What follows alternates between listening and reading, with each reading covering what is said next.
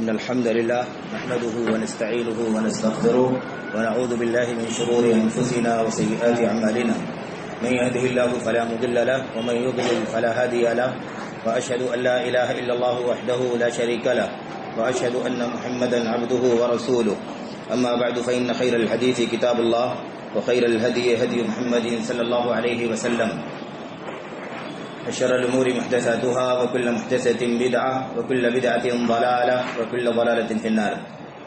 أعوذ بالله من الشيطان الرجيم. بسم الله الرحمن الرحيم. إن المسلمين والمسلمات والمؤمنين والمؤمنات إلى أن قال الله سبحانه وتعالى والذاكرين الله كثيرا والذاكرات أعد الله لهم مغفرة وأجرا عظيما. وقال النبي صلى الله عليه وسلم الحياء من الإيمان وأحيا أمتي عثمان. وقال النبي صلى الله عليه وسلم إن الحياء والإيمان قرنا جميعا فإذا رفع أحدهما رفع الآخر إلى آخر ما قال النبي صلی اللہ علیہ وسلم. برادران اسلام، دین الملی بھائیوں، نوجوان دوستوں، احباب اور بزرگوں، قابل احترام ماں اور بہنوں، عزیز بچوں، اللہ تبارک و تعالی نے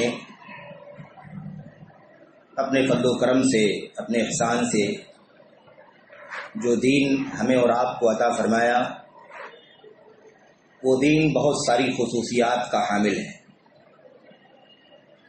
اور یہ ہمارے لیے شرف کی بات ہے، سعادت کی بات ہے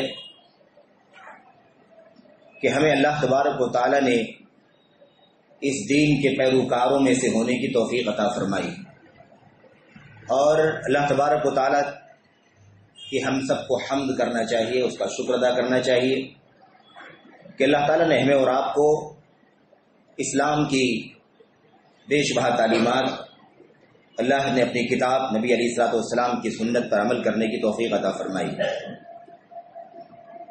اس شکریہ کا مطلب یہ نہیں ہے کہ ہم اور آپ لوگوں کے بیچ میں اسلام کی صرف باتیں کریں، اسلام کا نام لیں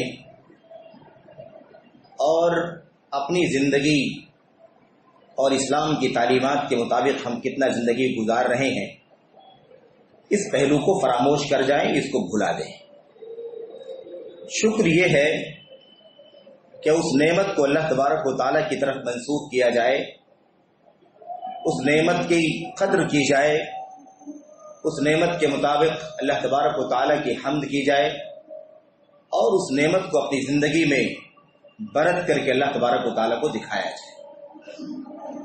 خیر میرے بھائیوں، میرے بزرگوں، آج کے اس خطبہ جمعہ میں چند باتیں موجودہ بے حیائی، بے پردگی اور جو میڈیا کے موجودہ وسائل ہیں اس کے ذریعے سے جس تیزی کے ساتھ اس سماج کا ہر طبقہ بے حیائی کی طرف، عریانیت کی طرف جا رہا ہے، اور موبائل اور اس کے ذریعے سے جو بھی راستے میڈیا کے ہم سب کے لیے استعمال کرنا آسان ہو گیا ہے، اس کی وجہ سے کس طرح سے اسلامی سماج، اسلامی معاشرہ، بڑا ہو یا چھوٹا، بچے ہوں یا بچیاں ہوں، کس طرح سے تیزی کے ساتھ بے حیائی کی طرف جا رہی ہیں.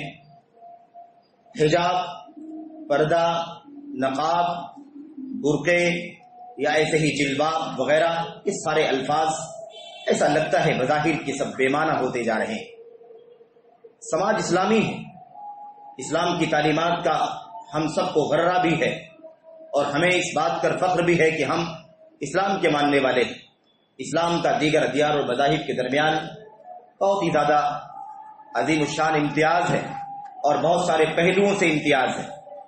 لیکن عملی طور پر جب ہم اپنی زندگیوں کا جائزہ لیتے ہیں، اپنے سماج کا جائزہ لیتے ہیں، تو ایسا لگتا ہے یہ باتیں امتیاز کی صرف اور صرف زبانی بنیادوں پر ہیں، ورنہ ہمارا رہن سہن سماج کے اندر جو بے پردگی، عریانیت، بے حیائی، فحاشی دیکھنے میں آ رہی ہے، وہ تو بالکل مغرب کے نقش قدم پر چل رہی ہے.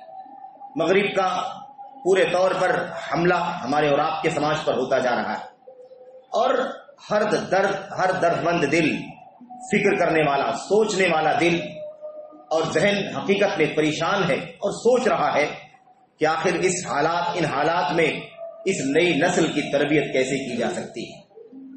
بچیوں کی آبرو کی فکر ہے ہر ماں باپ کو، ہر گارجین کو اور ہر سرپرست کو کہ وہ کیسے اپنی بچیوں کو یا اپنے ماتحت بچیوں کو، لڑکیوں کو، اپنی گھر کی بچیوں کو، خواتین کو کیسے موجودہ اباحیت سے، بے پردگی سے، آبرو باختگی سے کیسے بچائے، کیسے ان کی حفاظت کی جا سکتی ہے۔ ہر طرف سے طوفان ہے اور شیطانی لعین نے بے حیائی کے تمام تر وسائل کو آسان کر دیا ہے۔ بچے کے ہاتھ میں موبائل موجود ہیں اور آسانی کے ساتھ بہت ہی کم پیسوں میں، بہت ہی معمولی خرچ سے دنیا کی ساری بے حیائیاں انسان اس کا مشاہدہ کرتا ہے، اسے دیکھتا ہے، اسے سنتا ہے، اسے ادھر سے ادھر بڑی آسانی کے ساتھ پھیلاتا ہے اور اسے شیئر کرتا ہے۔ یہ ساری چیزیں بالکل عام سی ہو گئی ہیں۔ بہت بڑا چیلنج ہے میرے بھائیو، بہت بڑا چیلنج ہے اس وقت مسلم سماج کے لیے، اور خاص طور پر بڑوں کے لیے، بزرگوں کے لیے جو اپنے ماتحتوں کے سرپرست ہیں، اپنے ماتحتوں کے گارجین اور ذمہ داران، ان کے لیے بہت بڑا چیلنج اس وقت ہے کہ وہ آخر کیا کریں، کیسے سمجھائیں، کیسے سدھاریں، اس بے حیائی کے طوفان سے کیسے اپنے بچوں کو، اپنے ماتحتوں کو بچائیں۔ بہت بڑا المیہ ہے اور بہت بڑا چیلنج ہے میرے بھائیوں کہ آخر ہم کیسے اس بات کو عملی شکل دے سکتے ہیں اور کیسے بے حیائی سے بچا سکتے ہیں۔ اس سلسلے میں ظاہر سی بات ہے کہ ہم اور آپ جس دین کے ماننے والے ہیں اور جن تعلیمات کو اللہ تبارک و تعالیٰ نے ہمیں اور آپ کو عطا فرمایا ہے، وہ تعلیمات جامع ہیں، شامل ہیں، قیامت تک کے لیے ہیں، اور یہ جو مسائل ہمارے لیے نئے ہیں یہ ظاہر ہے کہ ہمارے لیے نئے ہیں اور آنے والے حالات بھی ہم سب کے لیے نئے ہی ہوں گے، لیکن پیشین گوئیاں محمد الرسول اللہ صلی اللہ علیہ وسلم کی زبان سے ہمیں مل گئی ہیں۔ اللہ تبارک و تعالیٰ کے علم میں ہے مستقبل کے حالات، اور نبی کریم صلی اللہ علیہ وسلم کی تعلیمات میں ان تمام باتوں کی وضاحت کر دی گئی ہے۔ فتنے کتنی تیزی کے ساتھ پھیلیں گے، کس طرح سے بے حیائی، بے پردگی عام ہوتی چلی جائے گی، حیا کا جنازہ اٹھ جائے گا، اور ہم سوچ بھی نہیں سکتے ہیں یا نہیں سکتے تھے۔ ہمارے بڑے ہیں، بزرگ ہیں، وہ پچھلے 50 سال 40 سال پہلے سوچ بھی نہیں سکتے تھے کہ کیا ایسے بھی حالات آ سکتے ہیں کہ ہم اپنے بچوں کا پردہ کروائیں، بچیوں کو پردہ کروائیں اور انہیں حیا اور حجاب کی تعلیم دیں، انہیں حفاظت کے ساتھ رکھیں، ان کی آبرو کی، ان کی ناموس کی سلامتی کا کوئی راستہ بن سکے۔ کیا وہ یہ سوچ سکتے تھے کہ ایسی حالت بھی بن جائے گی کہ ان کے ہاتھ میں شر کا، برائی کا، فحاشی اور بے حیائی کا پورا ذخیرہ ان کے ہاتھ میں ہوگا، اور آسانی کے ساتھ وہ منٹوں میں نہیں بلکہ سیکنڈوں میں دنیا کی ساری برائیاں دیکھ سکیں گے، پھیلا سکیں گے، اس سے لطف اندوز ہو سکیں گے اور اپنی جوانی اور اپنی زندگی کو برباد کر سکیں گے، اپنے اخلاق و کردار کا جنازہ نکال سکیں گے۔ تصور بھی نہیں کیا جا سکتا تھا میرے بھائیوں، لیکن محمد الرسول اللہ صلی اللہ علیہ وسلم کی سنت اور آپ کی تعلیمات میں ان تمام باتوں کی طرف اشارہ کر دیا گیا ہے، اور ہمیں اور آپ کو چاہیے کہ ہم صرف اور صرف مغرب کے پیچھے نہ بھاگیں۔ جدید وسائل اور جدید جو میڈیا کے اسباب دنیا میں پیدا ہوتے جا رہے ہیں، ہر آدمی اپنے پیسے کی بنیاد پر اسے خرید رہا ہے اور نت نئے مسائل سے فائدہ اٹھا رہا ہے۔ آسانیاں اس نام پر آدمی ہر طرح کی فحاشی اور برائی کے اسباب کو اپنے گھر میں اور اپنے ہاتھ کا حصہ بنا رہا ہے۔ میرے بھائیوں، میرے بزرگوں، ہمیں بہت زیادہ فکر مندی کی ضرورت ہے اور بہت زیادہ گہری سوچ کے ساتھ سماج اور سوسائٹی کو بچانے کی ضرورت ہے۔ اپنے بچوں کی اگر ہم نے حفاظت نہیں کی، اپنی بچیوں کی عزت و آبرو اور ناموس کی حفاظت اگر ہم نے نہیں کی، اور اس سلسلے میں ہم نے بہت زیادہ سنجیدگی کے ساتھ اور فکر مندی کے ساتھ اس کا جائزہ نہیں لیا، تو واقعی آنے والے حالات میں یہ بچیاں ہماری، یہ گھر کی عورتیں اور یہ ہمارے سماج کا یہ جو نیا طبقہ ہے، نئی نسل ہے، بچیاں ہی نہیں، بچیاں دونوں مقصود ہیں۔ خاص طور پر یہ نسل جو نئی نسل ہے، یہ کس طرح سے اپنے آپ کو تباہ کر رہے ہیں، اس کا نتیجہ، اس کا انجام کیا ہوگا، ہم شاید اس کا صحیح اندازہ نہیں لگا سکتے۔ میرے بھائیوں، میرے بزرگوں، محمد رسول اللہ صلی اللہ علیہ وسلم کی سنت اور تعلیمات کا جب ہم مطالعہ کرتے ہیں اور اس کو پڑھتے ہیں تو ہمیں حیرانی ہوتی ہے واقعی کہ اللہ تبارک و تعالیٰ نے نبی کریم صلی اللہ علیہ وسلم کے ذریعے سے یہ باتیں کس طرح سے اتنا پہلے بیان فرما دیا ہے۔ اللہ کے نبی علیہ الصلوۃ والسلام نے کیا نہیں بیان فرمایا؟ میرے بھائیوں، ہم سب اچھی طرح سے جانتے ہیں، بہت ساری باتیں ہم سنتے رہتے ہیں، میں کچھ باتیں ان میں سے آپ کے سامنے ذکر کروں گا انشاءاللہ تبارک و تعالیٰ، اور یہ باتیں بطور یاد دہانی ہوں گی، بطور تذکیر ہوں گی۔ لیکن میرے بھائیوں، میرے بزرگوں، اصل جو پہلو ہے، اصل جو مقصد ہے وہ یہ ہے کہ ہم اپنے ان بچوں کی، اپنی بچیوں کی حفاظت کیسے کریں اور اس طوفان سے کیسے بچائیں، ان جراثیم سے کیسے بچائیں، ان مسموم فضاؤں میں اپنی اس نئی نسل جو بچے ہیں، ہماری بچیاں ہیں، ان کی عزت و آبرو کی حفاظت کیسے کریں، ان کو کیسے صاف ستھرے کلچر میں، صاف ستھرے اسلامی تہذیب اور ماحول پہ کیسے ڈھالیں، اور کیسے اس شر اور فساد سے اور اس کے نقصانات سے کیسے ان کی حفاظت کریں، یہ سب سے اہم پہلو ہے۔ اس کا کیا راستہ ہو سکتا ہے؟ دیکھیے، ہم اور آپ اللہ تبارک و تعالیٰ کی مرضی کے مطابق، اللہ کی مشیت کے مطابق اس دور میں پیدا ہوئے ہیں، جو دور عہد رسالت سے 14 صدیوں کے بعد کا دور ہے۔ 14 صدیوں کے بعد دنیا میں آئے، اور آگے جس طرح سے یہ دور آگے جا رہا ہے، لوگ مزید عہد رسالت سے دور ہوتے جا رہے ہیں۔ آگے 1500 سال، 2000 سال، 2500 سال، اس سے زیادہ اللہ تبارک و تعالیٰ جانتا ہے دنیا کب تک قائم رہے گی۔ لیکن میرے بھائیوں، میرے بزرگوں، ہم اور آپ کتنے بھی دور کیوں نہ ہو جائیں، لیکن ہم اپنے اسلاف سے جڑے ہوئے ہیں، اپنے ماضی سے جڑے ہوئے ہیں۔ ہمیں اپنی اصلاح کرنی ہے، عقیدے کے باب میں، عبادات کے باب میں، معاملات کے باب میں، اخلاق و کردار کے باب میں، تہذیب اور کلچر کے باب میں، حیا، حجاب، پردہ اور اس عزت و ناموس کے باب میں۔ تو ہمیں ہر پہلو پر ہمیں اپنے اسلاف سے وابستہ ہونا ضروری ہے۔ ہماری اصلاح اسی صورت میں ممکن ہے جب ہم اپنے آپ کو، اپنی ذات کو، اپنے گھر کو، اپنے سماج کو اور اپنے ملک اور اپنے ملت کو اسی راستے پر لے جانے کی کوشش کریں جس پر ہمارے اسلاف تھے۔ اللہ کے نبی علیہ السلام کا دور، آپ کا عہد رسالت، اور آپ کے بعد عہد صحابہ کرام، عہد تابعین، جنہیں عہد خیر القرون کے نام سے جانا جاتا ہے۔ یہ خیر القرون کی جو صدیاں گزری ہیں میرے بھائیوں، یہ ہمارے لیے آئیڈیل ہے، نمونہ ہے ہمارے لیے سب سے بڑا۔ اگر اصلاح کا راستہ ہے اپنے بچوں کی اصلاح کا، اپنی بچیوں کی اصلاح کا خاص طور پر، تو یہی راستہ ہے کہ ہم اپنے بچوں کو، اپنی بچیوں کو مغربیت سے پورے طور پر دور کرنے کی کوشش کریں۔ اور اس کا راستہ یہ ہے کہ ہم اپنے اسلاف کی سیرت اور تاریخ ان کے سامنے پیش کریں، اپنے اسلاف کی سیرت بتلائیں، ان کی تاریخ بتلائیں، ان کی زندگیاں کتنی پاکیزہ تھیں اس کے نمونے ان کے سامنے رکھیں تاکہ ان کی تربیت ہو سکے، اور یہ سوچیں کہ ہمارے اسلاف بھی تھے جو کس طریقے سے اس دنیا میں زندگی جی کے اس دنیا سے گزر چکے ہیں، اور اللہ تبارک و تعالیٰ نے ان کو آنے والی نسلوں کے لیے، قیامت تک کی ساری انسانیت کے لیے آئیڈیل اور نمونہ بنا دیا ہے۔ میرے بھائیوں، میرے بزرگوں، یاد رکھیں یہ طریقہ آج 1400 سال کے بعد نہیں، بلکہ پہلے صدی کے بعد دوسری صدی جب آئی تو اس وقت کے جو حالات تھے انہوں نے اپنی اصلاح کے لیے پہلی صدی کا حوالہ دیا اور اس سے وابستہ ہو گئے۔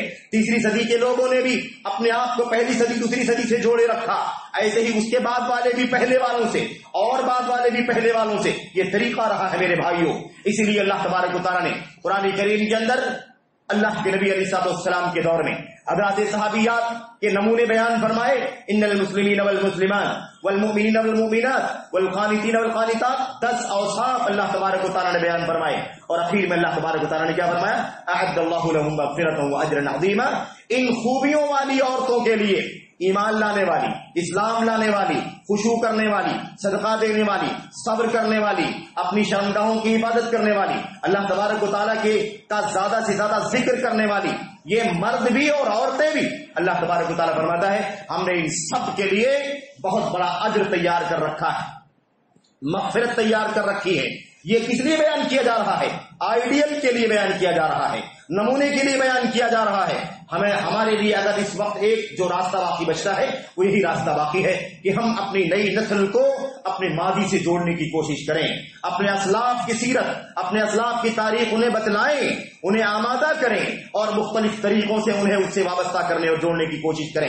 یہ ایک راستہ ہے۔ دوسرا راستہ یہ ہے، اور یہ اس سے بھی بڑا اور اہم راستہ ہے، وہ یہ ہے کہ ہم اپنے بچوں کے ذہنوں میں، نئی نسل کے ذہنوں میں اللہ تبارک و تعالیٰ کا خوف، اللہ تبارک و تعالیٰ کا تقویٰ، اللہ عز و جل کا ڈر، مراقبہ۔ اللہ تبارک و تعالیٰ تنہائیوں کے بھی حالات کو جانتا ہے، رات کی خلوت سے بھی واقف ہے، دن کی جلوت سے بھی واقف ہے، رات کا اندھیرا، دن کا اجالا، اللہ تبارک و تعالیٰ کے ہاں کوئی فرق نہیں رکھتا ہے۔ یہ تصور اور یہ عقیدہ اور یہ سوچ ان کے ذہنوں میں پیدا کریں۔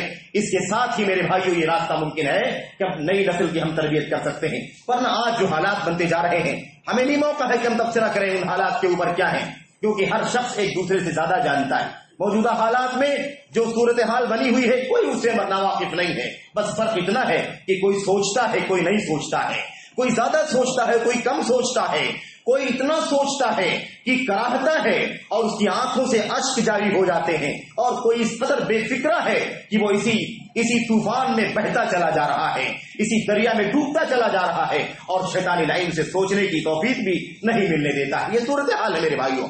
آئیے ذرا سا دیکھیں کہ اس دور میں حالات جو تیزی کے ساتھ بگڑتے جا رہے ہیں، اس سلسلے میں ہمیں اللہ کی کتاب، اللہ کے نبی علیہ السلام کی حدیث اور امت کے اسلاف حضرات صحابہ کرام، حضرات تابعین اور ایسے ہی ان کی خواتین صحابیات اور تابعیات کی زندگیوں میں کیا نمونے بیان کیے گئے ہیں، تاکہ اس کی روشنی میں ہم اپنی نئی نسل کی تربیت کا سامان کر سکیں۔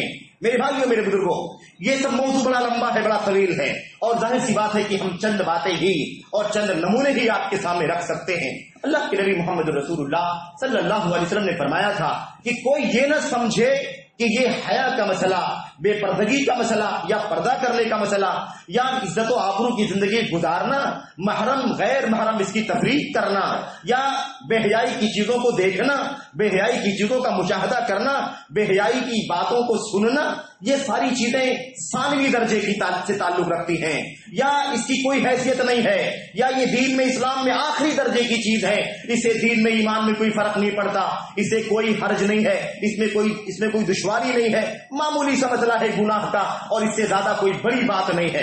کسی کے ذہن میں یہ بات نہیں آنی چاہیے۔ کیوں؟ اس لیے کہ اللہ کے نبی محمد رسول اللہ صلی اللہ علیہ وسلم نے فرمایا تھا، ان الاسلام ان الحیاء والایمان قرنا جميعا فاذا رفع احدهما رفع الاخر۔ اللہ کے نبی محمد رسول اللہ صلی اللہ علیہ وسلم نے فرمایا، حیا اور ایمان کو ایک ساتھ میں رکھا گیا ہے، حیا کو اور ایمان کو ایک ساتھ میں رکھا گیا ہے، دونوں کو جوڑواں بنایا گیا ہے، دونوں کو ملا کر کے رکھا گیا ہے، دونوں ایک دوسرے سے جدا نہیں ہو سکتے۔ اگر دونوں میں سے کوئی ایک جائے گا تو دوسرا بھی چلا جائے گا۔ اگر ایمان ختم ہے تو حیا کا جنازہ نکل جائے گا، اور یاد رکھو اگر حیا موجود نہیں ہے تو بھی ایمان موجود نہیں ہے، کیونکہ دونوں چیزیں ایک ساتھ میں ملی ہوئی ہیں۔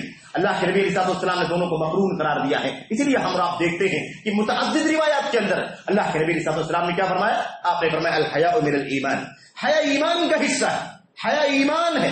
الحیاء خیر کلہ، حیا مکمل طور پر بھلائی ہے۔ الحیاء لا یاتی الا بخیر، حیا سے بھلائی کے سوا کچھ نہیں آتا ہے۔ اللہ کے نبی علیہ السلام کی تعلیمات دیکھیں، حیا کی کتنی اہمیت ہے، اور علماء نے بڑی وضاحتیں کی ہیں۔ میرے بھائیوں، موقع نہیں ان باتوں کا آپ کے سامنے رکھنے کا۔ علماء نے لکھا ان احادیث کو سامنے رکھتے ہوئے کہ حیا ایک ایسی خوبی ہے، انسانیت کی خوبی ہے، یہ عورتوں کی نہیں، انسانیت کی خوبی ہے، جس کے اندر مرد بھی شامل ہیں، عورتیں بھی شامل ہیں۔ آپ کیا سمجھتے ہیں کہ خالی حیا اور پردہ، حیا اور شرم یہ خالی عورتوں کا کام ہے؟ نہیں میرے بھائیوں، جیسے عورتوں کا کام ہے ایسے ہی مردوں کا بھی کام ہے، مردوں کو بھی حیا کرنا ہے۔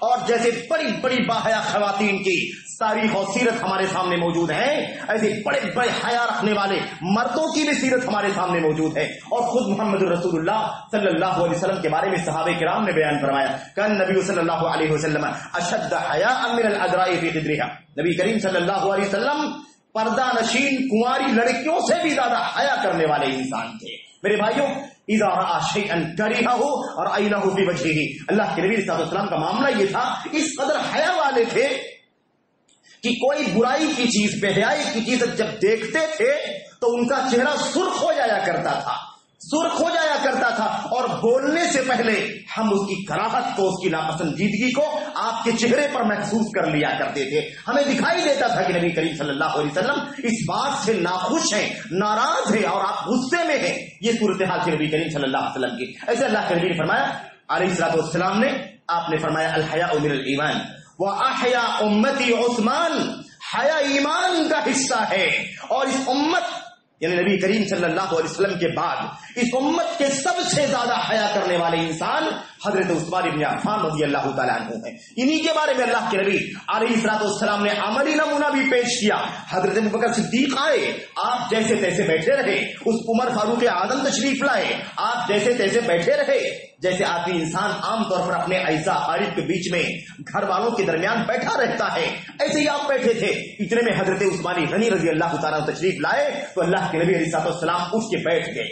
آپ نے ٹیک لگا رکھا تھا، آپ نے ٹیک چھوڑ دیا، اچھی طریقے سے اپنے کپڑے کو سنوار لیا اور ڈھنگ سے بیٹھ گئے۔ لوگوں نے پوچھا اے اللہ کے نبی صلی اللہ علیہ وسلم، ابو بکر آئے آپ ایسے تیسے بیٹھے رہے، عمر آئے آپ یوں ہی بیٹھے رہے جیسے بیٹھتے ہیں عام طور پر، عثمان آئے آپ نے اپنے آپ کو سنوار لیا، آپ اٹھ کر کے ڈھنگ سے بیٹھ گئے، اپنے کپڑے کو اچھی طریقے سے سجا لیا، بنا لیا اچھی طریقے سے۔ یہ فرق کیا، کس وجہ سے ہے، کیا مقصد ہے اس کے پیچھے؟ اللہ کے نبی صلی اللہ علیہ وسلم نے فرمایا تھا الا استحی من رجل تستحی منہ الملائکہ، یہ عثمان آئے ہیں، یہ امت کے سب سے زیادہ حیا کرنے والے انسان ہیں، اگر یہ شخص عثمان اگر تشریف لاتے ہیں، یاد رکھو میں نہیں، ان سے تو حضرت جبریل اور دیگر فرشتے بھی حیا کرتے ہیں، تو کیا میں ایسے آدمی سے حیا نہ کروں جس سے اللہ کے فرشتے حیا کرتے ہیں؟ اسی لیے میں نے برداشت نہیں کیا کہ میری پڈلی کھلی رہے، میں نے اپنی پڈلی کو بھی ڈھانک لیا اچھی طریقے سے تاکہ عثمان آ رہے ہیں ان کے سامنے پڈلی کھلی نہ رہے۔ بہرحال میرے بھائیوں، تو الحیا جو ہے وہ ایمان کا حصہ ہے، اور امت کے سب سے زیادہ حیا کرنے والے عثمان غنی رضی اللہ تعالیٰ جن کے فرشتے بھی شرمایا کرتے تھے، فرشتے شرم کیا، پتا چلا کہ خالی عورتوں کا مسئلہ نہیں ہے بلکہ مردوں کا بھی مسئلہ ہے، مردوں کا بھی مسئلہ، مردوں کو بھی حیا کرنا چاہیے، مردوں سے بھی حیا مطلوب ہے، حیا ایمانی خوبی ہے، حیا انسانیت کا وصف ہے، یہ مردوں کے ساتھ عورتوں کے ساتھ خاص نہیں ہے بلکہ جیسے مردوں کے ساتھ ویسی عورتوں کے ساتھ، جیسے عورتوں کے ساتھ ویسے مردوں کے ساتھ۔ ہاں اب ایک مزید جو بات ہے وہ یہ ہے کہ اللہ تبارک و تعالیٰ نے عورتوں کو خصوصیت کے ساتھ ان کی فطرت کے تقاضے کے مطابق، ان کے مزاج کے مطابق، ان کی نسوانیت کے مطابق، ان کی زنانہ سوچ کے مطابق، ان کی جسمانی ساخت اور بناوٹ کے مطابق، ان کی طبیعت اور نیچر کے مطابق اللہ تبارک و تعالیٰ نے انہیں خصوصی طور پر حیا کرنے کا، پردہ کرنے کا حکم دیا ہے۔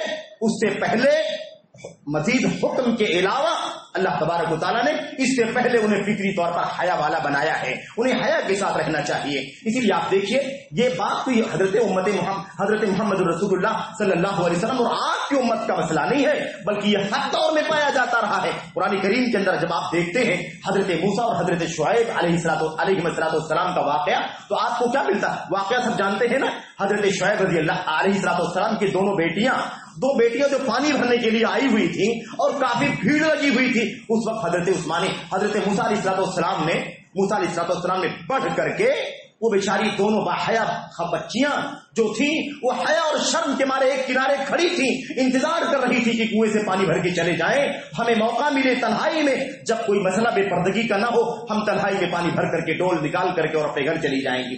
حضرت موسیٰ علیہ السلام دیکھ رہے تھے، انہوں نے محسوس کر لیا کہ ایسا کچھ مسئلہ ہے، انہوں نے بڑھ کر کے ان کا ڈول لیا اور پانی بھر کر کے ان کے حوالے کر دیا اور وہ اپنے گھر کو چلی گئی۔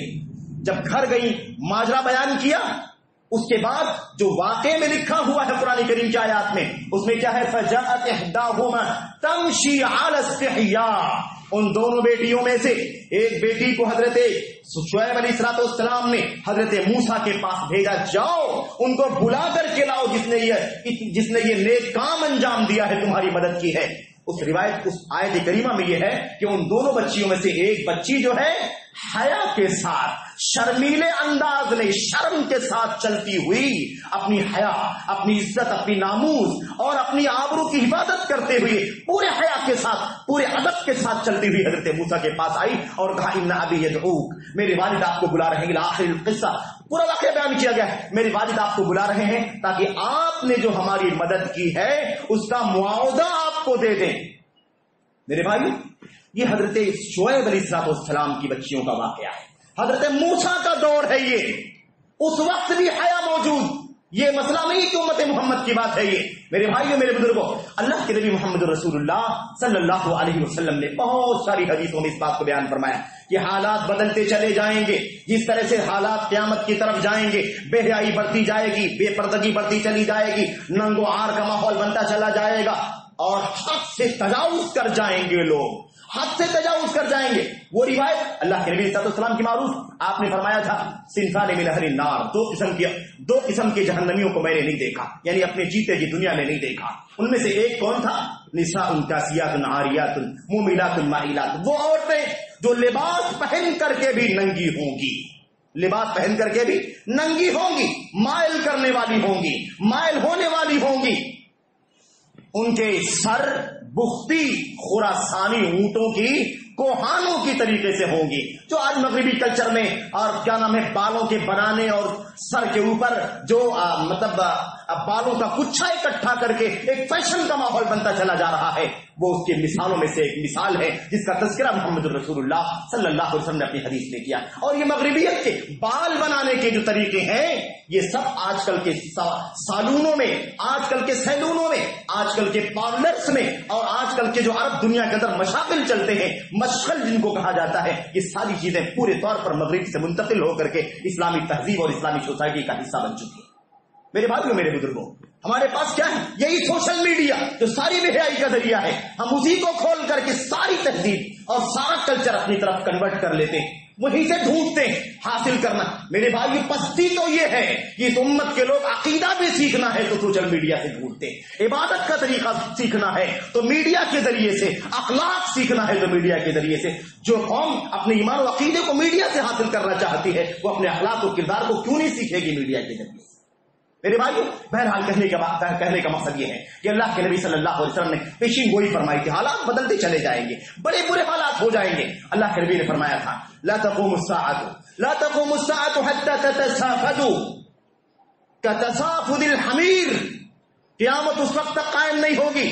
اب یہ بات اللہ کے نبی نے فرمائی اور اس کے بعد قیامت کے آخری ماحول کا تذکرہ اللہ کے نبی نے فرمایا کہ حالات بد سے بدتر ہوتے چلے جائیں گے اور قیامت کے قریب ایسے حالات بھی پیدا ہوں گے کہ جیسے گدھے راستوں میں ایک دوسرے سے اپنی شہوت پوری کر لیتے ہیں, جب تک تم لوگ اپنی عورتوں کے ساتھ ایسا نہیں کرنے لگو گے تب تک قیامت قائم نہیں ہوگی. اس قدر بے حیائی عام ہو جائے گی. اور اللہ کے نبی نے فرمایا کہ حبان وغیرہ کی روایت میں آپ نے فرمایا کہ لوگ راستوں میں اپنی بیویوں سے اور اجنبیوں سے شہوتیں پوری کریں گے اور اس وقت جو سب سے اچھے لوگ ہوں گے, سب سے بہتر لوگ جو ہوں گے, سب سے نیک لوگ جو ہوں گے, خیر خواہ لوگ جو ہوں گے, اللہ کے نیک بندے, ان کو بھی جرأت نہیں ہوگی اس سے زیادہ کہ وہ کہیں, وہ صرف اتنا ہی کہہ سکیں گے کہ بھائی کم سے کم دیوار کے پیچھے لے کر چلے گئے ہوتے, راستے پر تم نے یہ کام کرنا کیوں شروع کر دیا. اس کے سوا منع کر دے, ڈانٹ دے, انکار کر دے, کوئی کارروائی کر دے, اس کی کوئی ضرورت نہیں ہوگی ان لوگوں کے. یہ صورتحال پیدا ہو جائے گی. میرے بھائیوں, یہ بہت بڑی تفصیل ہے, اس بارے میں بہت ساری باتیں موجود ہیں. مجھے کہنا یہ ہے کہ یہ سب حالات بڑی تیزی کے ساتھ برائی کی طرف جا رہے ہیں, بے حیائی کی طرف جا رہے ہیں, ننگوہار کی طرف جا رہے ہیں اور فیشن بنتا چلا جا رہا ہے. فیشن, اور جب حالات بد سے بدتر ہوتے ہیں وہ مثالیں اللہ کے نبی صلی اللہ علیہ وسلم کی حدیثوں کی ہمارے سامنے آ جاتی ہیں اور منظر سامنے آ جاتا ہے. حالات جب برے ہوں گے میرے بھائیوں اور حد درجہ برے ہوں گے تو کایا پلٹ ہو جائے گی. سنت پر عمل کرنے والوں کو کہا جائے گا بدعتی ہے اور بدعتیں کرنے والوں کو کہا جائے گا کہ سنت چھوڑنے والے ہیں. میرے بھائی, سنت پرست ہیں, یہ سنت پرست ہیں, اور جو بدعتیں نہیں کریں گے ان کو کہا جائے گا کہ یہ دیکھو, ان کو دیکھو, یہ تو سب سے ہٹ کے زندگی گزارتے. یہی معاملہ میرے بھائیوں بے حیائی کا بھی ہے. آج جو حیا کے ساتھ زندگی گزارنا چاہتے ہیں, پردے کے ساتھ, آبرو کی ناموس کی حفاظت کے ساتھ, ان کو لوگ کہتے ہیں کہ پسماندہ لوگ, بیکورڈ لوگ ہیں. 100 سال 200 سال پہلے کے جو حالات تھے اس ماحول میں زندگی گزار رہے ہیں. یہ 21ویں صدی عیسوی ہے, یہ 21ویں صدی کا سال ہے یہ, اور تم پرانے زمانے میں زندگی گزار. یہ صورتحال ہو گئی ہے کہ اچھائیاں ناپید ہو جائیں گی, برائیاں اس کی جگہ لے لیں گی, برائی کرنے والوں کو اصل بنا لیا جائے گا اور نیک تہذیب والوں کو, نیک طبیعت والوں کو, حیا اور حجاب کی سوچ رکھنے والوں کو پسماندہ اور بیکورڈ قرار دیا جائے گا. یہ صورتحال ہو گئی. اگر سماج میں اگر کوئی آپ سے ہم سے کہتا ہے بھائی پوری مارکیٹ کے اندر کوئی ایسا لباس نہیں ملتا جو پورے طور پر ایک بچی کے جسم پر اچھی طرح سے حاوی ہو جائے اور بچی پورے طور پر حیا کے ساتھ چل سکے, زندگی گزار سکے, تو لوگ کہتے ہیں یہ کیا بات ہوئی, 21ویں صدی ہے یہ, تم کون سا کپڑا تلاش کر رہے ہو, کون سا لباس ڈھونڈ رہے ہو. لوگ مسائل پوچھتے ہیں, نوجوان ساتھی مسائل پوچھتے ہیں, نیا کاروبار کپڑے کا شروع کر رہے ہیں. وہ کہہ رہے کون سے کپڑے کا کاروبار شروع کریں جو جائز ہو دین اسلام کے اندر. اگر کچے کپڑے ہیں تو بھی مسئلہ ہے, لیکن جو ریڈی میڈ ہوتے ہیں, سوال ہے صبح شام نقاب کی دکان کھولنا چاہتے ہیں, سوال یہ ہے کہ کون سے نقاب کی دکان کھول سکتے ہیں. سارے کے سارے نقاب بے نقاب ہو چکے ہیں, سب کے اوپر رنگینیاں غالب ہیں. اس نقاب سے کون سا پردہ ہو سکتا ہے, چیلنج بن چکا ہے میرے بھائی.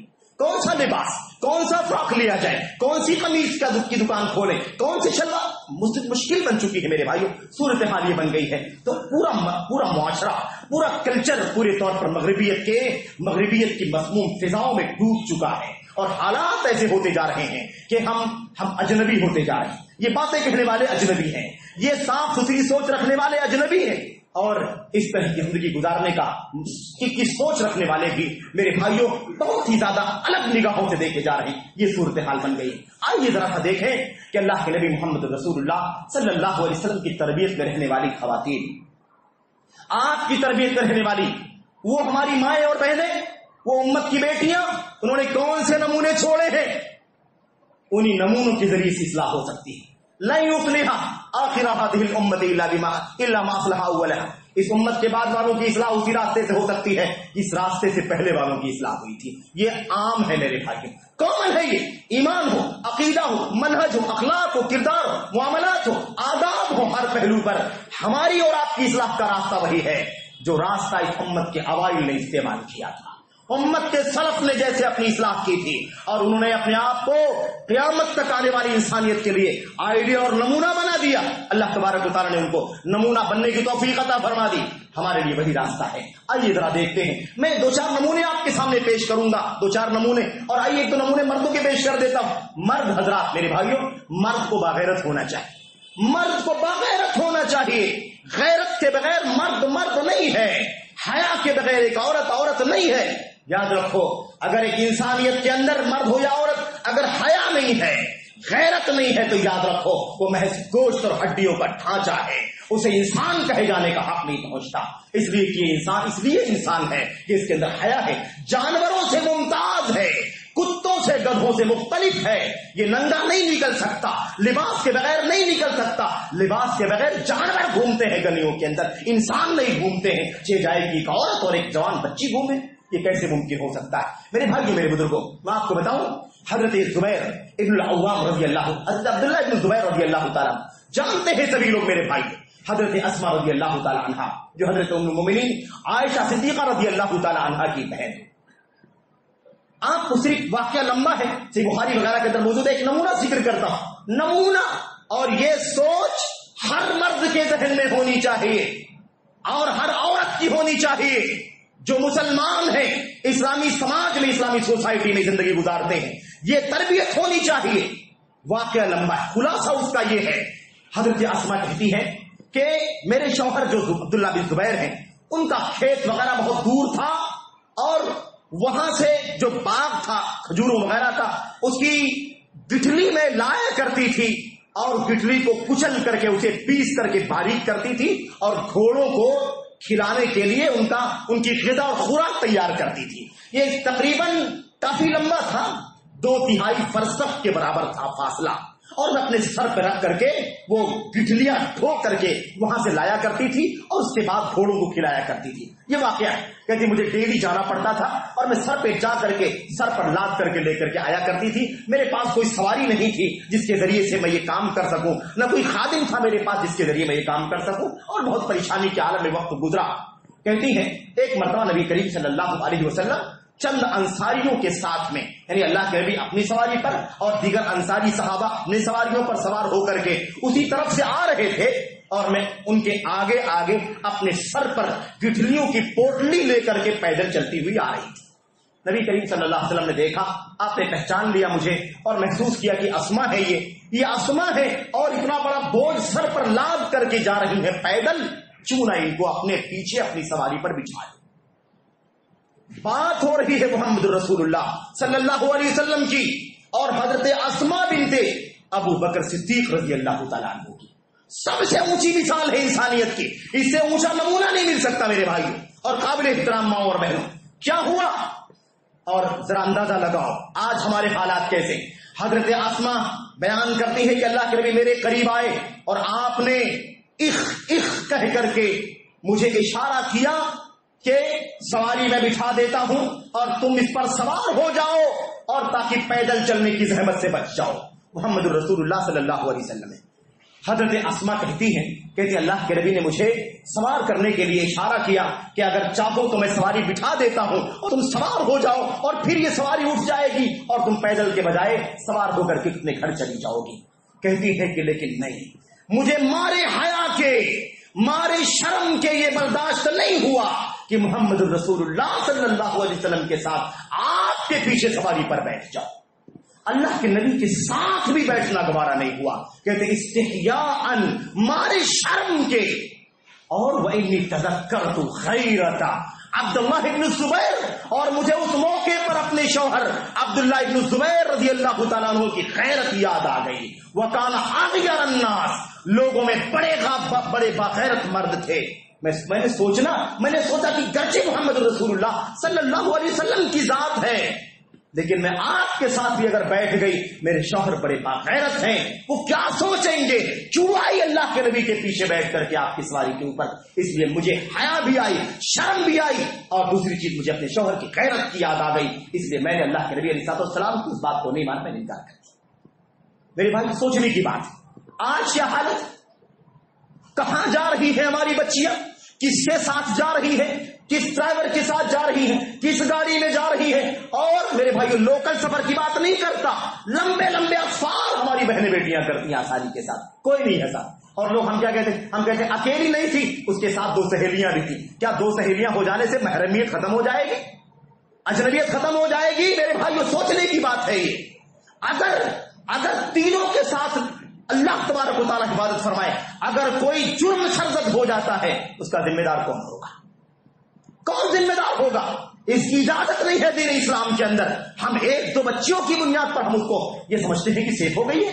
آج میرے بھائیوں کیسے کیسے حالات سننے میں آتے ہیں, بسوں میں زناکاری کے واقعات, ٹرینوں میں زناکاری کے واقعات, اغوا کے نہ جانے کتنے واقعات. میرے بھائیوں اخبارات کی زینت بنتے ہیں, صبح شام ہم دیکھتے ہیں, میڈیا کے ذریعے سے ہمارے سامنے ساری خبریں پھیلی ہوئی ہیں.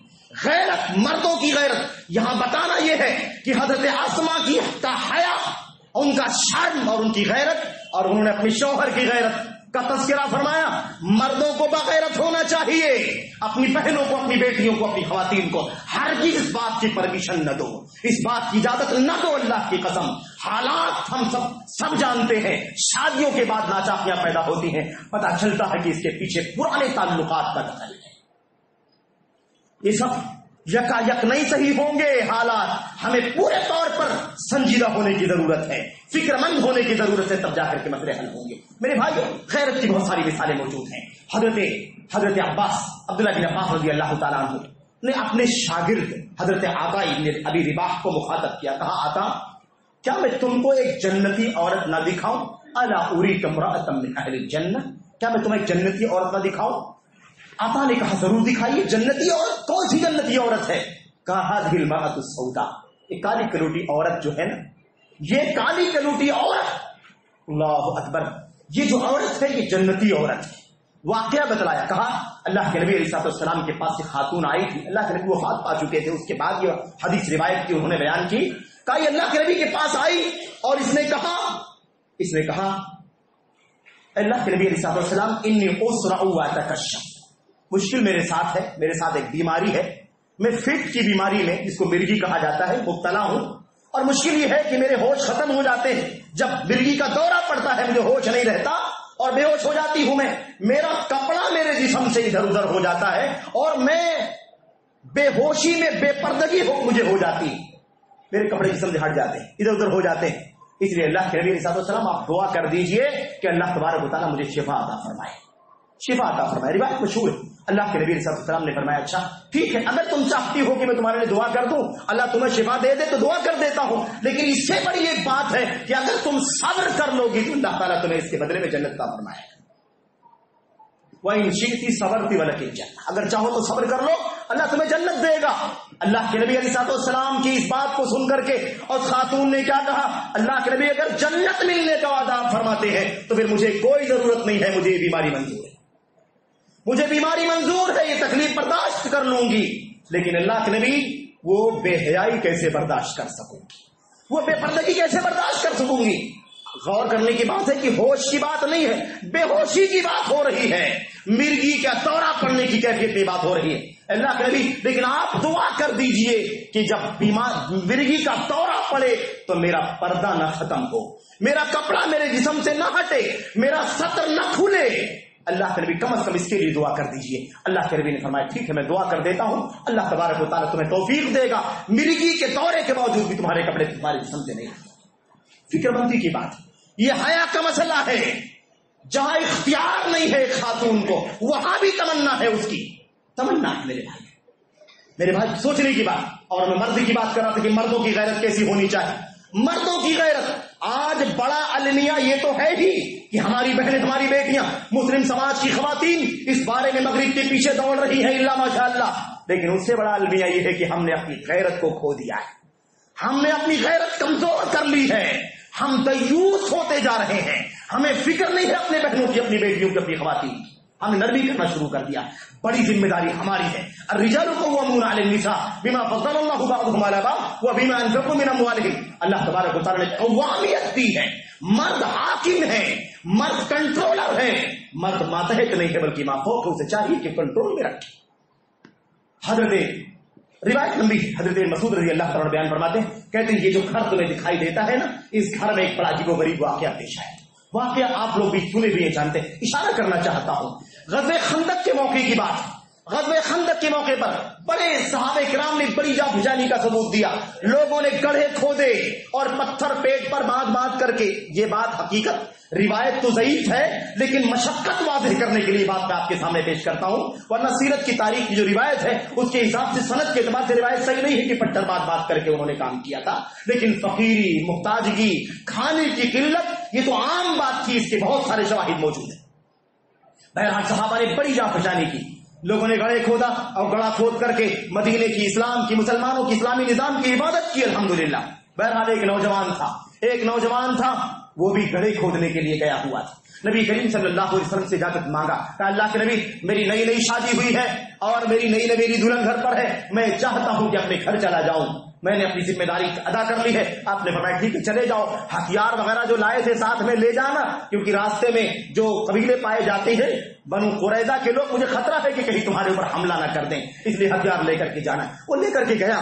جب گھر کے قریب پہنچا واقعہ آپ جانتے ہیں کہ دروازہ کھول کر کے اس کی نئی نویلی دلہن باہر کھڑی تھی. اور نوجوان صحابی نے مارے غیرت کے اس تیر کو اپنی بیوی کے اوپر اس کا نشانہ ساتھ دیا اور سوچا کہ وہ تیر چھوڑ دے اور اس کی اپنی بیوی کو ہلاک کر دے, مار ڈالے. یہ سوچ کر کے کہ نئی نویلی دلہن ہے, اسے کیسے جرأت ہوئی, بے پردہ نکل کر کے لوگوں کے سامنے باہر آ گئی. دروازہ کھلا ہوا ہے, بے پردہ باہر نکل کر کے آ گئی. اسے برداشت نہیں ہوا. جب قریب ہوئے تو بیوی نے اشارہ کیا, رک جاؤ, میرے اوپر تیر نہ چھوڑو, گھر کے حالات کا جائزہ لے لو, پہلے دیکھ لو کہ ماجرا کیا ہے. اس نے بہرحال صبر کیا اور سرخ چہرہ لے کر کے رگیں پھولتی ہوئی قریب آیا اور اندر داخل ہوا تو دیکھا فَإِذَا بِحَيَّةٍ مُلْقَوِيَةٍ عَلَى الْفِرَاشِ. دیکھا کہ ایک اژدہا بالکل کافی بڑا اور اژدہا لپٹا ہوا بستر پر بیٹھا ہوا ہے. آپ سوچیے کہ کیا حالت رہی ہوگی اس خاتون کی, اور اس نئی نویلی دلہن کی کیا حالت رہی ہوگی. کوئی راستہ نہیں تھا, آنن فان بھاگ کر کے باہر نکل جانا تھا.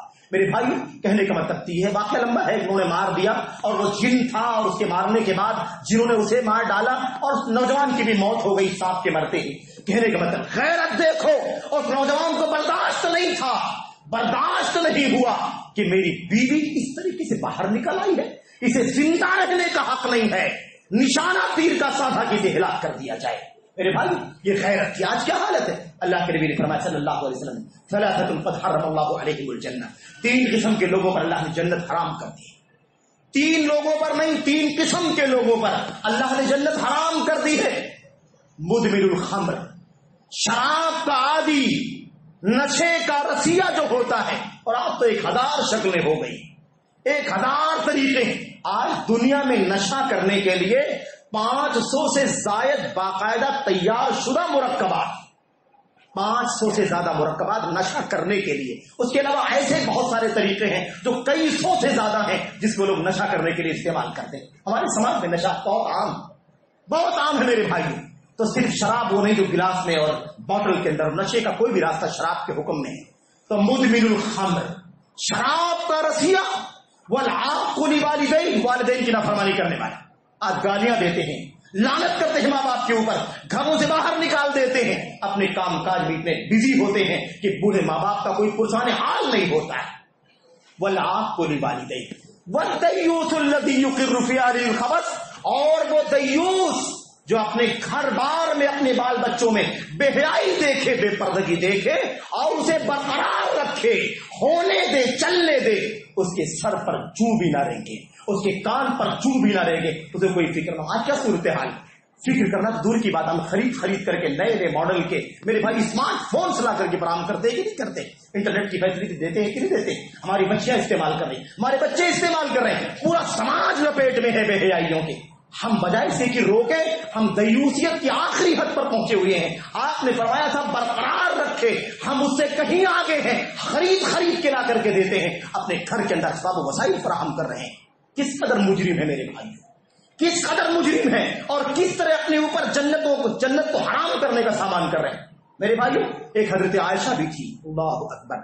حضرت عائشہ صدیقہ رضی اللہ تعالیٰ عنہ اللہ کے نبی علیہ السلام کی وفات کے بعد، اپنے والد ابو بکر صدیق کی وفات کے بعد کہتی ہیں، اللہ کی قسم کہتی ہیں، جب تک میرے والد کی وفات، میرے نبی کی وفات ہو گئی، ابو بکر میرے والد کی وفات ہو گئی، یہ دونوں میرے کمرے میں دفن کر دیے گئے. ان دونوں کی موت کے بعد تک میں اپنے کمرے میں عام حالات میں جیسے آتی جاتی تھی، جس لباس میں، اسی لباس میں آتی تھی جاتی تھی، اور سوچتی تھی کہ یہاں تو کوئی پردے کا مسئلہ ہے نہیں، کیونکہ یہ دونوں جو میرے کمرے میں دفن ہیں، اس میں سے ایک میرے شوہر ہے اور میرے والد، یہ دونوں میرے ہیں، اپنے محرم ہے، میرے والد ہے، میرے شوہر ہے. بات زندگی کی نہیں ہو رہی، موت کے بعد کی ہو رہی ہے، مرنے کے بعد کی بات. زندگی میں بھی وہی مسئلہ تھا، لیکن مرنے کے بعد بھی فکر لگی ہوئی ہے.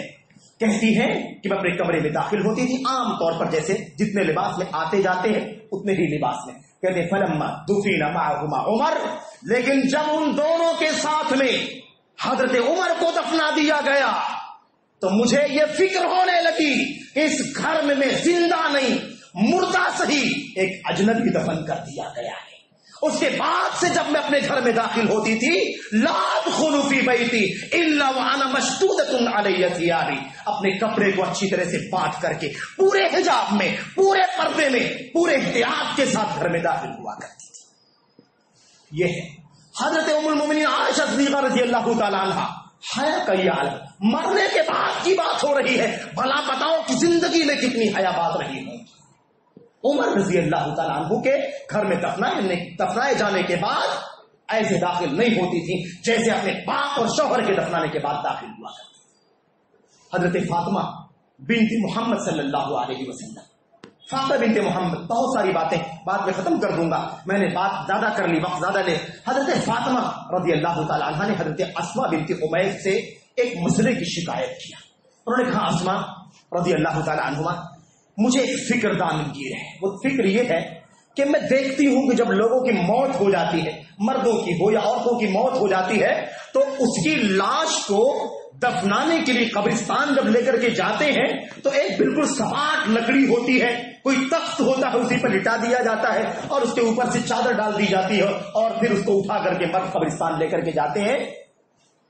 اس حالت میں جو کپڑا اوپر سے اڑایا جاتا ہے، وہ کپڑا جسم کے اونچ نیچ کو ظاہر کرتا ہے. سمجھ گیا؟ انہ یصفھا، جو کپڑا چادر کی شکل میں اڑایا جاتا ہے وہ جسم کے اونچ نیچ کو ظاہر کرتا ہے، پتہ چلتا ہے پیر کہاں ہے، جسم کہاں ہے، پیٹ کہاں ہے، سینہ کہاں، چہرہ کہاں، سب معلوم پڑتا ہے. انی لاستقبح، مجھے یہ بہت ناپسند ہے، مجھے گھن آتی ہے اس حالت سے، مجھے بڑا برا لگتا ہے کہ میرے مرنے کے بعد مجھے بھی ایسے ہی قبرستان لے جایا جائے گا. لوگ میری لاش کو دیکھ کر کے جان سکیں گے، اس کے جسم کے اونچ نیچ کو پہچان سکیں گے. مجھے یہ برداشت نہیں ہے کہ مجھے اس طرح قبرستان لے جایا جائے. اس لیے میں فکر مند ہوں کہ میرے مرنے کے بعد آخر یہی تو ہوگا، میں کیسے برداشت کر سکوں گی، زندگی ہے یہ، مرنے کے بعد یہ فکر ہے ہمیں. حضرت اسماء نے کہا، بنت رسول، مجھے ایک نمونہ اس حوالے سے، یعنی قبرستان لے جانے کے لیے لاش کو، اس حوالے سے ایک نمونہ میں نے دیکھا ہے حبشہ کی سرزمین میں وہ آپ کے سامنے بیان کرتی ہوں، وہ آپ کے لیے بہت مناسب ہوگا. اس طریقے سے اگر آپ کو لے جایا جائے گا تو پھر یہ مسئلہ نہیں پیش آئے گا. کہا کیسا ہے ذرا بتاؤ جلدی سے. حضرت اسماء نے کھجور کی تازہ ٹہنیاں، اس کی شاخیں منگوائی اور اسے چیر کر کے ٹکڑے کیے، الگ الگ باریک باریک، اور اسے گول کر کے یوں دکھایا، قوس کی شکل بنایا، قوس کی شکل، اور اس کے بعد جو جس تخت پر لٹایا جاتا ہے اس تخت کو سمجھانے کے لیے اس کے اوپر گول کر کے اسے باندھا اور باندھ کر کے رکھا، جیسے آج کل ناش کی شکل بنا دی گئی ہے جو عام طور مسجدوں کے اندر پائی جاتی ہے، گولائی دار ڈھکن جو بنا دیا گیا ہے اس کے اوپر چادر اڑائی جاتی ہے۔ کہتی ہے باقاعدہ کھجور کی ٹہنیاں منگا کر کے اور گول کر کے مائل کر کے اسے بنا کر کے دکھایا اور کہا دیکھو اس طریقے سے اگر تمہیں لے جایا جائے گا تو تمہاری چادر تمہارے جسم کو نہیں واضح کر سکے گی کہ یہ کس کا جنازہ ہے، مرد کا جنازہ ہے کہ عورت کا جنازہ ہے۔ جائے گی یہ پتا چلے گی یہ عورت ہے اور اس کے جسم کے اونچ نیچ کا پتا چل رہا ہے۔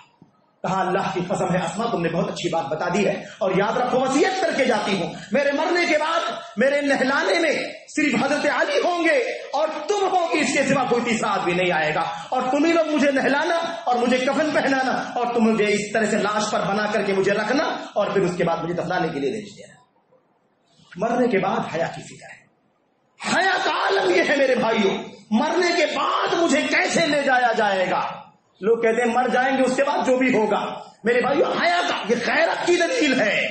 مسئلہ یہ نہیں کہ مرنے کے بعد کی فکر ہونی چاہیے کہ ہمیں کیسے لے جایا جائے گا، مسئلہ یہ ہے کہ غیرت کی دلیل ہے، غیرت حیا کی دلیل ہے، پردے کی دلیل ہے۔ آج زندہ چلتے پھرتے جوانی میں قوت میں طاقت میں شان و شوکت میں انسان پوری بے حیائی کے ساتھ چلتا ہے۔ ہمارے لباسوں کا کیا عالم، کیسا شفاف لباس ہے ہماری سماج کا، کیسا چست لباس ہے ہماری سماج کا، کیسا ٹرانسپیرنٹ لباس ہے، اور کیسا مغربیت سدا مختصر اور کٹا پھٹا لباس پہنا جا رہا، فیشن بنتا چلا جا رہا۔ مجھے ایک حدیث اور یاد ہے، بات ختم کرتا ہوں میں 1-2 منٹ کے اندر۔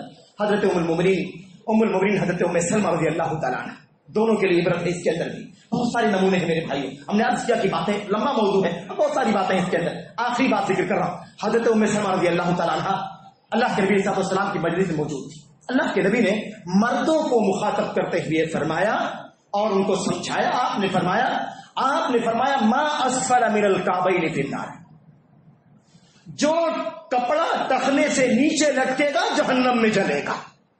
اس والے ازار، ٹخنے سے نیچے کپڑا لٹکانا آپ جانتے ہیں کہ کبیرہ گناہوں میں سے ہے، اور اللہ کے نبی صلی اللہ علیہ وسلم کی بہت ساری وعیدیں موجود ہیں۔ آپ نے فرمایا ٹخنے سے نیچے جو کپڑا جائے گا جہنم میں جلے گا۔ حضرت ام سلمہ بیٹھی ہوئی تھی، انہوں نے یہ بات سنی کہ کپڑے کو ٹخنے سے نیچے لٹکنے کے بارے میں اللہ کے نبی فرما رہے ہیں کہ جہنم میں جلایا جائے گا۔ یہ نہیں سوچا کہ یہ بات مردوں کے لیے کہی جا رہی ہے کہ عورتوں کے لیے کہی جا رہی ہے۔ انہیں اپنی فکر ہو گئی کہ ہم عورتوں کا پھر کیا ہوگا، ٹخنے سے نیچے بھی کپڑا نہیں آنا چاہیے ورنہ جہنم میں جلایا جائے گا۔ فوراً سوال کیا اے اللہ کے نبی صلی اللہ علیہ وسلم فکیف یصنع النساء بذیولہن، اللہ کے نبی صلی اللہ علیہ وسلم عورتیں اپنا دامن کیا کریں، عورتوں کو اپنی دامن کے بارے میں کیا حکم دیتے ہیں، ان کا دامن کیسا ہونا چاہیے، کیا وہ بھی ٹخنے تک ہی رکھیں گی؟ اللہ کے نبی نے فرمایا نہیں، یہ مردوں کے لیے کہا جا رہا ہے، مردوں کے لیے ہے، ٹخنے سے نیچے کپڑا لٹکنا نہیں چاہیے، یہ حرام ہے۔ اور میرے بھائیوں یہ تکبر ہے، بغیر تکبر کے ہے، یہ سب موشگافی ہے، فلسفہ ہے۔ صحیح بات یہ ہے کہ دونوں الگ الگ گناہ ہے، ٹخنے سے نیچے لٹکانا گناہ ہے، کبیرہ گناہ ہے، تکبر سے ہو یا تکبر کے بغیر ہو یہ گناہ کبیرہ ہے، اور تکبر کے ساتھ اگر کوئی لٹکاتا ہے تو دوہرا گناہ ہے۔ ٹخنے سے نیچے لٹکانے کا گناہ ہے اور تکبر کرنے کا گناہ ہے، اور ٹخنے سے نیچے کپڑا لٹکانا ہی تکبر کی نشانی ہے، جیسا کہ ابو داؤد کی وغیرہ کی روایت کے اندر موجود ہے۔ اس لیے یہ سب بیکار بات ہے، کپڑا ٹخنے سے نیچے لٹکنا حرام ہے، گناہ کبیرہ ہے، اور اس کی وعیدیں بیان کی گئی ہے جو الگ موضوع ہے۔ بہرحال اللہ کے نبی علیہ السلام کے سوال کے جواب میں حضرت ام سلمہ نے کیا کہا، اللہ کے نبی آپ بتائیے کہ عورتیں کیا کریں؟ اللہ کے نبی نے فرمایا یرخین شبرن، یہ مردوں کے لیے کہا جا رہا ہے، عورتیں اپنے کپڑوں کو ٹخنے سے نیچے ایک بالشت لٹکائیں گی۔ کسی کو سمجھ میں نہیں آئے گا کہ یہ کیسے ہو سکتا ہے، ٹخنے سے نیچے اگر ایک بالشت لٹکائیں گی تو کم سے کم 8 انچ کپڑا تو زمین پہ گھسٹ رہا ہوگا، لتھڑ رہا ہوگا۔ تو کیا ایسے ہی حکم دیا نبی کریم صلی اللہ علیہ وسلم نے؟ ہاں بالکل ایسے ہی حکم دیا نبی کریم صلی اللہ علیہ وسلم، ایسے ہی حکم دیا، لیکن اس پر بھی صبر نہیں کیا۔ حضرت ام سلمہ نے کہا اذن تنکشف اقدامہن، اے اللہ کے نبی اگر ایک بالشت ہی ٹخنے سے نیچے اگر لٹکایا جائے گا تب تو چلنے میں پیروں کی حرکت سے ان کے پیر کھل جایا کریں گے، پیر دکھائی دیں گے، کبھی کبھار کھل جائیں گے، ایک بالشت میں پردہ نہیں ہو پائے گا۔ اللہ کے نبی نے فرمایا اذن یرخین ذراعا، اگر ایک بالش میں پیر کھل جانے کا ڈر ہے تو ایک ہاتھ کپڑا ٹخنے سے نیچے لٹکائے گی۔ یہ تعلیم ہے محمد رسول اللہ صلی اللہ علیہ وسلم کی۔ ایک ہاتھ ٹخنے سے نیچے 1 فٹ زمین میں بچھڑ رہا ہوگا، ایسا لباس ہمارا اور آپ کا، ہماری اور آپ کی بیٹیوں کا، بہنوں کا ہونا چاہیے، مسلم خواتین کا ہونا چاہیے۔ اور یہ چیز ہماری آنکھوں کے سامنے ہے۔ عرب دنیا میں آپ جا کر کے دیکھیں، جو لوگ الحمدللہ سب جاتے آتے رہتے، اگر آپ نے محسوس کیا ہوگا تو عرب کی عورتیں، سعودی عرب میں خاص طور پر ہم نے دیکھا، کوئی باقاعدہ دیکھا کہ عورتوں کے کپڑے واقعی ایک بالش سے زیادہ زمین میں گھسٹ رہے ہوتے ہیں، اور گھسٹ گھسٹ کر کے وہ چلتی ہیں، ان کے پیر چلنے میں بھی دکھائی نہیں دیتے۔ میرے بھائی، یہ تو اللہ کے نبی کی سنت ہے، صحابہ کا طریقہ ہے، ام المومنین حضرت ام سلمہ کا آئیڈیل اور نمونہ ہے۔ ہمارا کیا عالم ہے، ہمارے سماج کا کیا عالم ہے، ان مردوں کا کیا حال ہے، ہماری بہنوں کا کیا حال ہے۔ عورتیں ایک ہاتھ نیچے لٹکائیں گی اور مرد ٹخنے سے نیچے لٹکائیں گے تو جہنم میں جائے گا۔ بالکل الٹا چل رہا ہے، انقلاب، کایا پلٹ ہے میرے بھائی، کایا پلٹ۔ عورتوں کے کپڑے شارٹ ہوتے جا رہے ہیں، ٹخنے سے اوپر پنڈلیوں تک آ رہے ہیں، گھٹنوں تک آ رہے ہیں، اور اس سے بھی اوپر جا رہے ہیں۔ یہ عورتوں کا حال ہے، اور مردوں کی حالت یہ ہے، ٹخنے سے نیچے حرام تو حرام در حرام کیا جا رہا ہے، اور کپڑے پینٹ ہو یا جبے ہو یا لنگیاں ہو وغیرہ، اسے ایک بالش لمبا سلایا جاتا ہے، زمین میں گھسٹ رہا ہوتا ہے۔ یہ عورتوں کی طرف سے کھلی بغاوت اور مردوں کی طرف سے حکم الہی کی کھلی بغاوت کی جا رہی ہے۔ بہرحال میرے بھائی، اللہ سے دعا کرتے ہیں کہ اللہ تبارک و تعالیٰ ہم تمام مردوں کو، تمام ماؤں اور بہنوں کو اللہ تبارک و تعالیٰ حیا اور غیرت کے سلسلے میں فکر مندی کی توفیق عطا فرمائے۔ اللہ تبارک و تعالیٰ ہمیں مغربیت کی مذموم فضاؤں سے آزاد ہونے کی توفیق عطا فرمائے۔ ہمیں اپنے اسلاف اور ہماری ماؤں بہنوں کو بھی اپنے اسلاف کی سیرت کا مطالعہ کرنے کی توفیق عطا فرمائے۔ کیسی حیا، کیسی غیرت، کیسی عفت، کیسی پاک دامنی، کیسے ناموس کی حفاظت وہ کیا کرتی تھی، اور ان کا رہن سہن کیسا تھا۔ یہی وجہ ہے کہ قیامت تک آنے والی تمام خواتین کے لیے اللہ تبارک و تعالیٰ نے ان سب کو آئیڈیل اور نمونہ بنا دیا ہے۔ اللہ تبارک و تعالیٰ ہم تمام مردوں کو اور ہماری تمام ماں اور بہنوں کو اللہ تعالیٰ سبوں کو مغربیت سے، موجودہ رنگا رنگی سے اللہ تبارک و تعالیٰ توبہ کرنے کی توفیق عطا فرمائے، اور اللہ تبارک و تعالیٰ ہمیں اپنے اسلاف کے نقش قدم پر اور ان کی سیرت پر چلنے کی توفیق عطا فرمائے۔ آمین رب العالمین۔ السلام علیکم۔ الحمد لله نحمده ونستعينه ونستغفره، اللهم صل على محمد وعلى ال محمد كما صليت على ابراهيم وعلى ال ابراهيم انك حميد مجيد، اللهم بارك على محمد وعلى ال محمد كما باركت على ابراهيم وعلى ال ابراهيم في العالمين انك حميد مجيد، سبحان ربك رب العزة عما يصفون، وسلام على المرسلين والحمد لله۔